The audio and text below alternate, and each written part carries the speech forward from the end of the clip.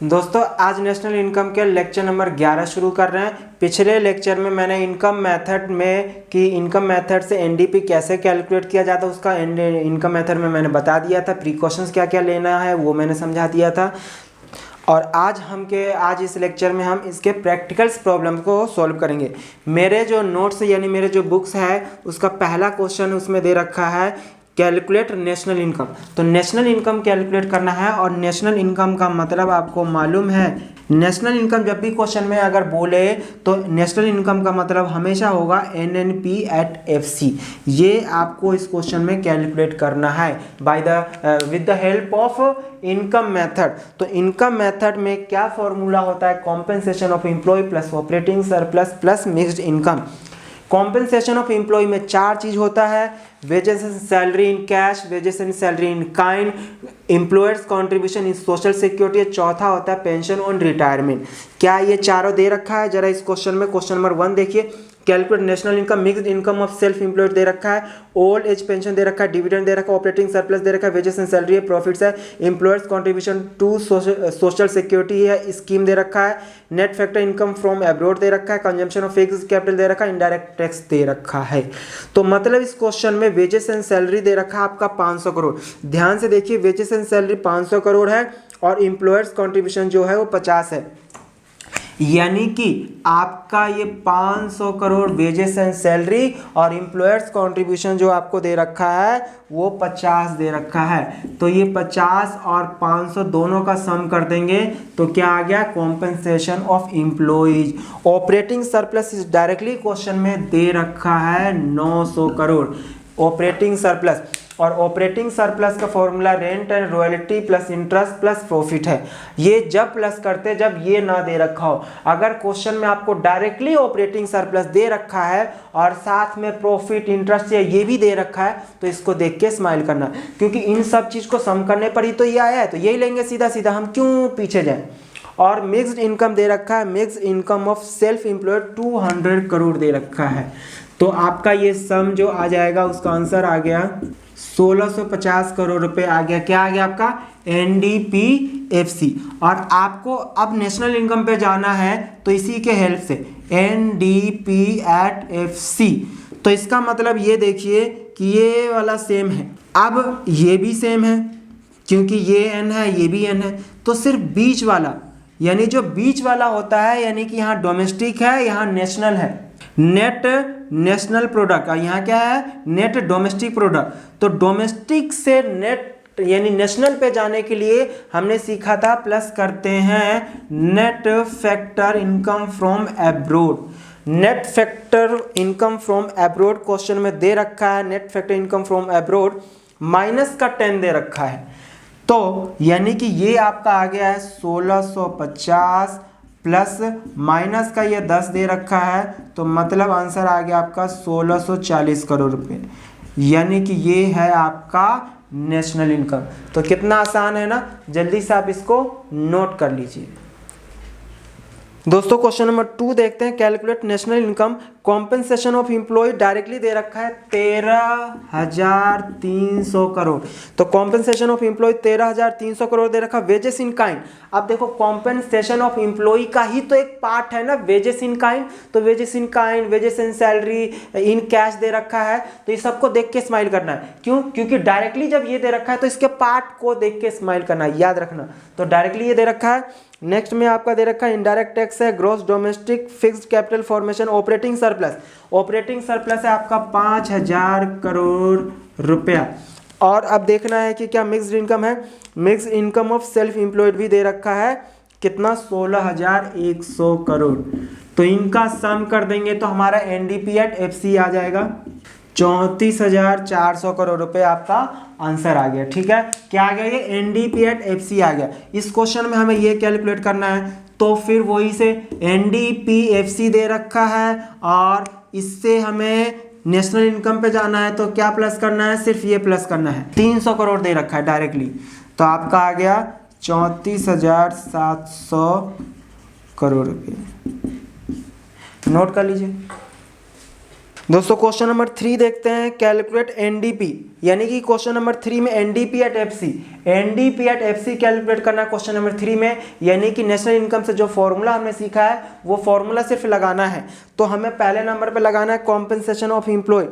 तो compensation of employ directly आपको 1000, question number 3 calculate NDP at FC, क्या क्या दे रखा है, रेंट है, रॉयल्टी है, इंटरेस्ट है, कॉम्पेंसेशन ऑफ एम्प्लॉयज है, प्रॉफिट है और मिक्स्ड इनकम की इन्फॉर्मेशन आपको दे रखी है।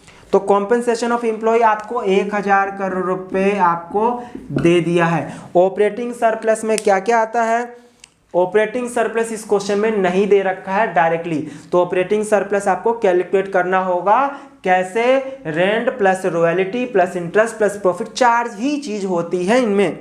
तो ये 4 चीज में रेंट दे रखा है आपको 400 करोड़ रुपए दे रखा है, रॉयल्टी है आपका 200 करोड़ रुपए, इंटरेस्ट है आपका 500 करोड़ रुपए और प्रॉफिट दे रखा है 500 करोड़ रुपए।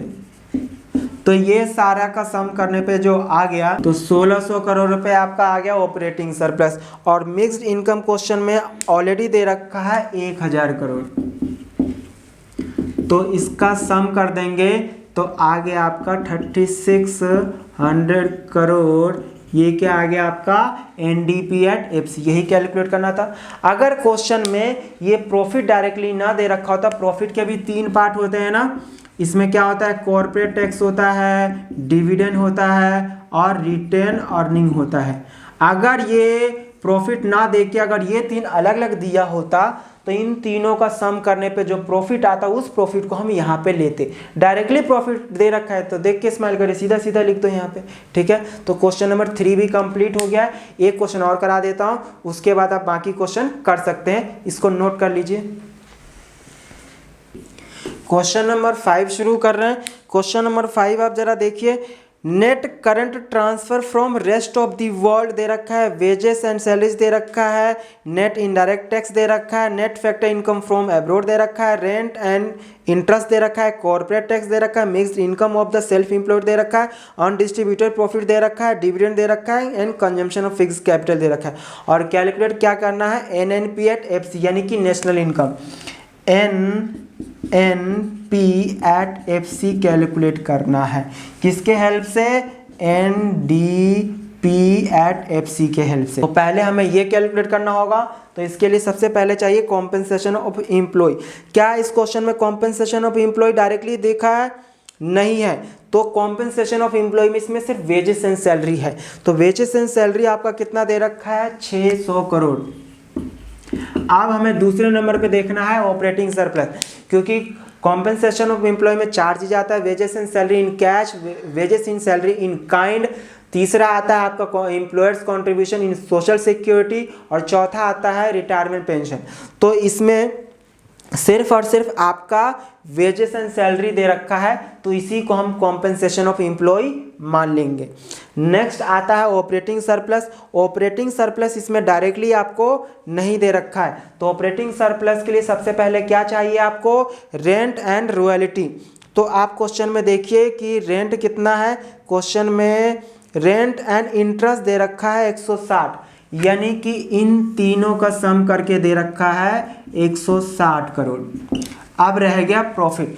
प्रॉफिट में इन्होंने अलग अलग करके दे दिया है, जैसे कि मैंने प्रॉफिट में बताया कि कॉर्पोरेट टैक्स, तो कॉर्पोरेट टैक्स दे रखा है आपका 40 करोड़, यानी कि जब मैं अगर प्रॉफिट की बात करूं तो प्रॉफिट में कॉर्पोरेट टैक्स आता है तो 40 करोड़ दे रखा है। उसके बाद आता है डिविडेंड, डिविडेंड है आपका 20 करोड़ और आपका रिटेन अर्निंग, और रिटेन अर्निंग को अनडिस्ट्रीब्यूटेड प्रॉफिट भी कहते हैं, यानी कि जो रिटेन अर्निंग है उसको अनडिस्ट्रीब्यूटेड प्रॉफिट भी कहते हैं। तो ये प्रॉफिट लिखा है तो इस प्रॉफिट का मतलब प्रॉफिट मत समझ लेना, सीधा सीधा ये प्रॉफिट की जगह वैल्यू ना रख देना, मतलब रिटेन अर्निंग है। तो कितना है आपका रिटेन अर्निंग यानी कि अनडिस्ट्रीब्यूटेड प्रॉफिट 60, तो कितना आ गया ये 120 और 160 आ गया आपका 280 करोड़।